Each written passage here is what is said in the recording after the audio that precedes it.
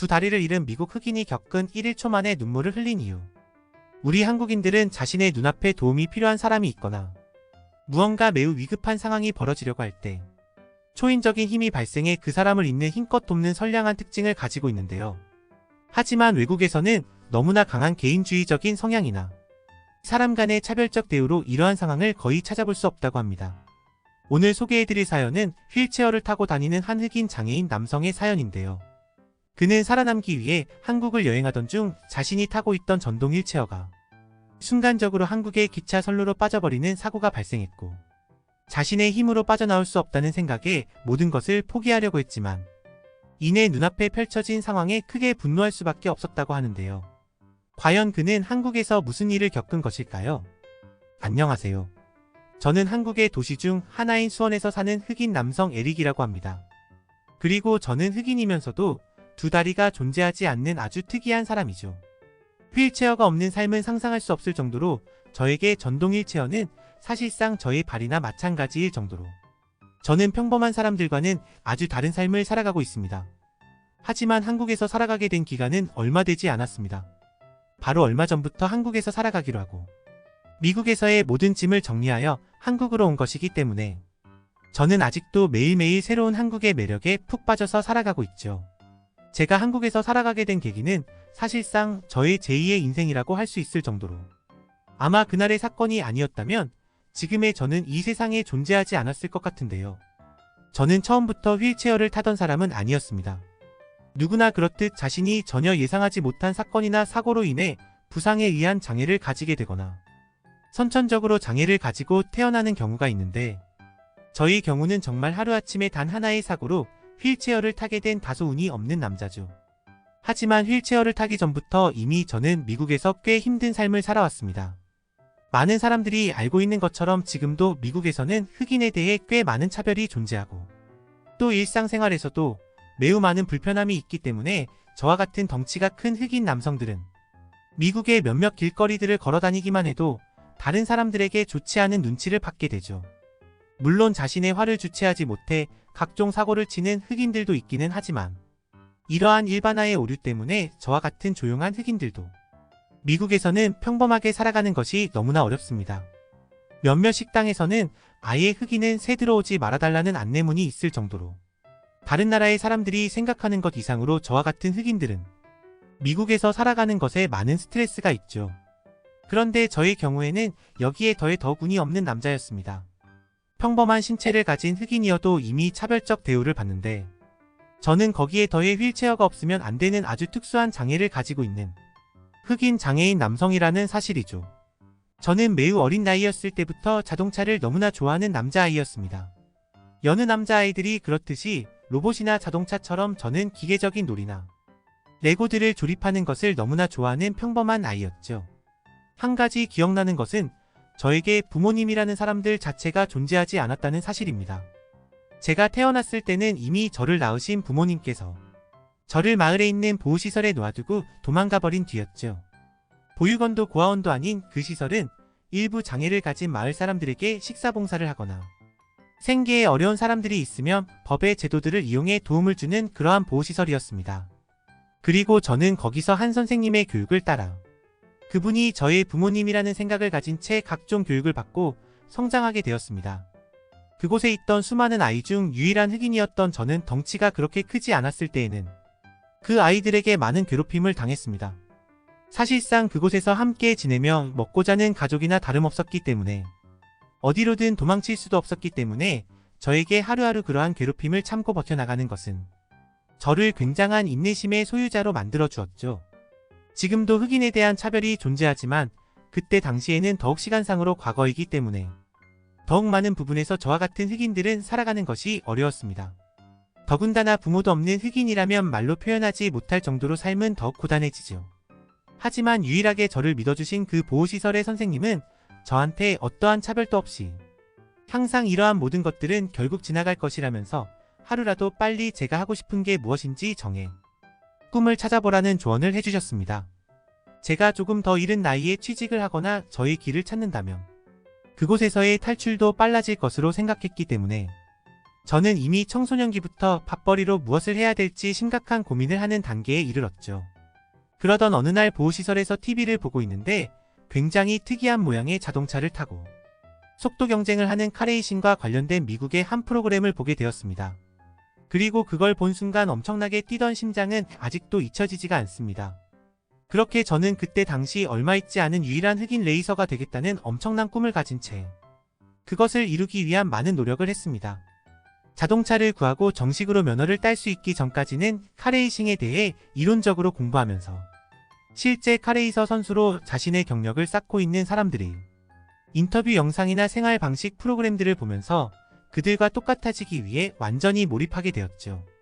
그때 당시 부모님의 도움도 돈도 없었던 저를 도와주시던 보호시설의 선생님은 제가 필요한 것들을 계속해서 구매해 주시면서 저의 꿈을 굉장히 많이 지지해 주었습니다. 하지만 보호시설에서 저를 괴롭히던 친구들은 흑인 카레이서는 본 적도 없다면서 운전도 못하는 너 같은 놈이 무슨 카레이서냐면서 저를 좌절시키기 위해 괴롭힘의 강도를 더욱 늘려나갔습니다. 그렇게 저는 20살이 되던 해에 사부 리그 카레이싱 구단 중 하나에 직접 찾아가게 되었습니다.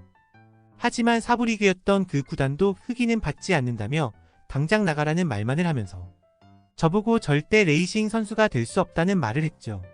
순간적으로 굉장히 좌절했지만 거기서 포기할 수는 없었습니다. 그때부터 저는 약 6개월이 넘는 기간 동안 문이 열리지도 않는 그 구단 정문에서 쓰레기를 줍거나 보안 게이트 너머로 보이는 아마추어 카레이서 선수들을 보면서 그 어떠한 일이라도 할 테니 저를 고용해달라고 무릎을 꿇기까지 했죠.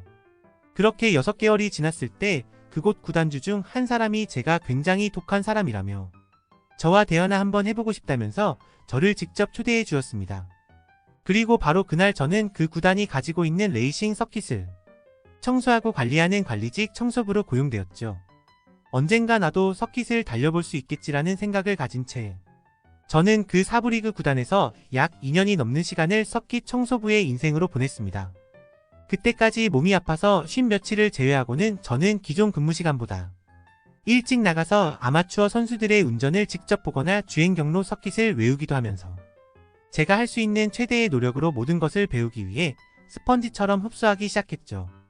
그러던 어느 날 여느 때와 다름없이 서킷을 청소하기 위해 출근을 했는데 지금까지 전혀 보지 못한 한 한국인 청년이 저에게 먼저 말을 걸어오더군요. 그는 이번 리그부터 새롭게 오게 된 선수라고 자신을 소개했고 저와 많은 얘기를 나누게 되었습니다. 처음 느껴보는 사람의 친절한 배려에 저는 지금까지 말하지 못했던 제 꿈에 관한 이야기를 그 한국인 청년에게 정말 많이 할 수 있었죠. 그런데 제 얘기를 듣던 그 청년은 기회가 되면 자신의 훈련 시간 때 한번 드라이빙을 해보라고 권해주었고 구단에는 자기가 말을 해놓을 테니 이번에야말로 한 번 정도는 서킷의 스피드를 즐겨보라는 충격적인 제안을 해주었습니다. 저는 너무나 고마워서 그의 손을 붙잡고 거의 오열해버렸고 구단에서도 그 한국인 선수의 제안을 거절할 수는 없었는지 그렇게 저는 처음으로 레이싱카에 올라탈 수 있었습니다.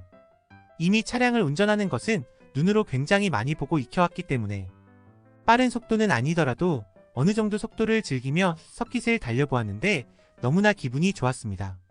그런데 그 순간 제 뒤에서 누군가 저희 차량에 엄청나게 가까이 붙으며 왠지 저를 조롱하는 듯한 운전을 하더군요.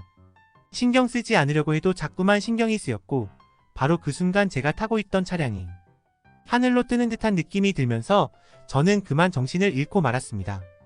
병원에서 눈을 처음 떴을 때 직감적으로 다리에 감각이 없다는 사실을 알아차릴 수 있었고 그렇게 저는 꿈만 같던 꿈을 처음 이룬 날 저를 조롱하기 위해 따라온 다른 미국인 드라이버로 인해 크게 다치게 되는 사고를 겪었고 다시는 걸을 수 없게 되었죠.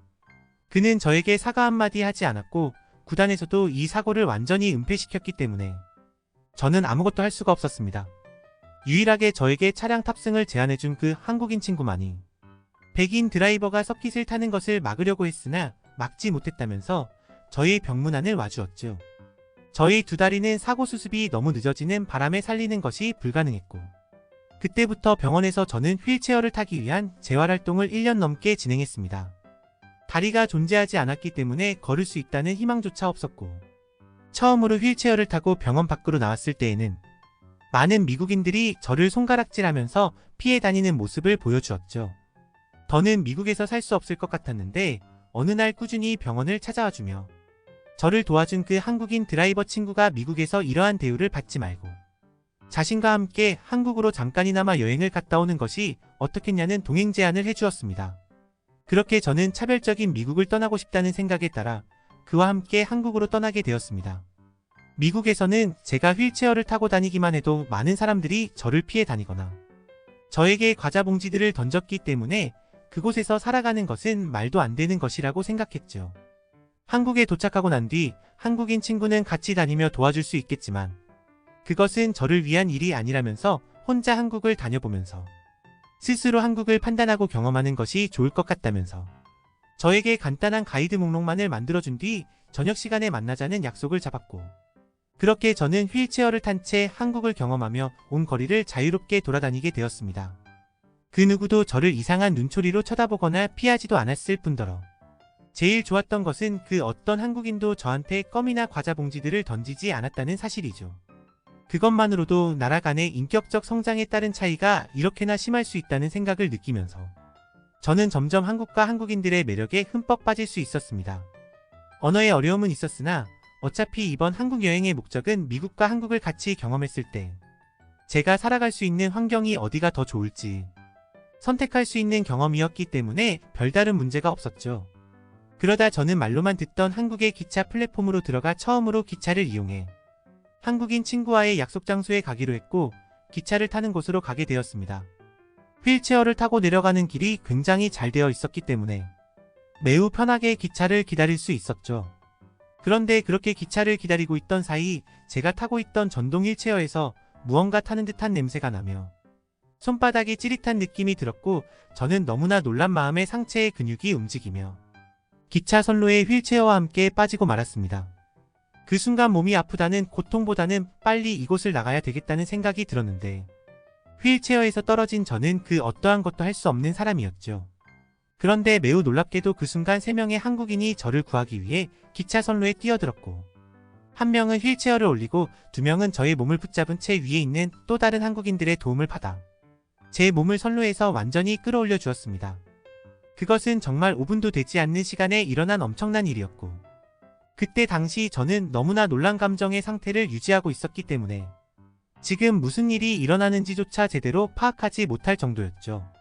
하지만 거기 있던 수많은 한국인들은 거대한 저의 몸을 끌어올리기 위해서 다 같이 힘을 합쳐주었고 결국 저는 그들의 근육에 의지한 채 가까스로 휠체어와 함께 올라올 수 있었고 곧바로 도착한 한국의 구조대에 의해 바로 인근 병원으로 옮겨지게 되었습니다. 저는 그곳에 있던 저를 구해준 한국인들에게 감사하다는 말조차 전하지 못했고 선로에서 구해지고 얼마 있지 않아 바로 병원으로 이동하게 되었기 때문에 어안이 벙벙할 수밖에 없었습니다. 다행스럽게도 팔꿈치의 타박상을 제외하고는 크게 다친 곳이 없었고 저를 진찰해 주시던 한국의 의사분은 휠체어도 간단히 수리를 맞춰 놓았으니 이제부터 급작스러운 오류가 발생하는 일은 없을 것이라는 말과 함께 근처에 도움을 줄 수 있는 사람들이 많이 있어서 굉장히 운이 좋았다는 말을 함께 해주시더군요. 매우 놀라운 사실은 그 어떤 한국인들도 저를 구하는 것에 단 하나의 주저함도 없었다는 사실이고 저는 그저 그들의 대가 없는 도움을 받아 새로운 삶을 살 수 있게 되었다는 사실입니다. 만약 미국에서 이러한 일을 겪었다면 물론 저를 도와주는 몇몇 사람들도 있었겠지만 이렇게나 많은 한국인들처럼 저를 도와주지는 않았을 것 같습니다. 그렇게 병원에서 휴식을 취하고 있는데 제 연락을 받은 그 한국인 친구도 곧바로 달려와 주더군요. 그는 저에게 굉장히 감사해야 된다면서 몸을 움직일 수 없는 저 대신 그 기차의 플랫폼을 찾아가 그때 당시 저에게 도움을 주었던 한국인분들을 찾아 감사하다는 말을 전하기 위해 저를 도와주었던 사람들의 연락을 기다린다고 남겨놓았으나 아직까지 단 한 분도 연락이 오지 않아서 감사한 마음을 직접 전하지 못한 것이 매우 안타깝다고 말했습니다. 그 대신 지금부터 항상 감사하는 마음을 가지고 살면 될 것 같다는 말을 덧붙이면서 미국과 다른 한국의 모습에 자신 또한 놀랐다는 말을 해주더군요. 그렇게 저는 그날 이후 남은 인생의 삶은 한국에서 살기로 했고 비자 문제와 이민에 대한 문제 때문에 다시 미국으로 돌아가고 난 뒤 약 3년 뒤에 지금의 한국으로 돌아올 수 있었습니다. 친구의 도움으로 저는 수원이라는 도시에 있는 차량 수리업체의 직원으로 일할 수 있는 기회를 얻었고 지금도 그때의 기차 선로에서 도움을 준 한국인분들에게 감사한 마음으로 하루를 살아가고 있죠. 그분들에게 감사하다는 말씀을 드리기 위해 지금도 기다리고 있지만 어째서인지 단 한 분도 연락이 오지 않아 저는 저만의 방법으로 한국인분들의 차량을 꼼꼼히 수리하며 저와 같은 사고를 방지하기 위해 저만의 빚을 갚아나가고 있습니다. 언제까지 제가 이 일을 할 수 있을지는 모르겠으나 아직도 그날 저를 도와주었던 한국인분들을 생각하면 가끔 가슴이 뭉클해지기도 하네요. 그 한국인분들이 있었기에 지금 한국에서 살아가고 있는 제가 있는 것 같아서 오늘도 감사한 하루가 되는 것 같습니다. 한국에서 살고 계시군요. 다만 한국에서도 간혹 좋지 않은 사람들 만날 수도 있겠으나 너무 개의치 마시길. 즐거이 평안한 삶 누리시길 기원합니다.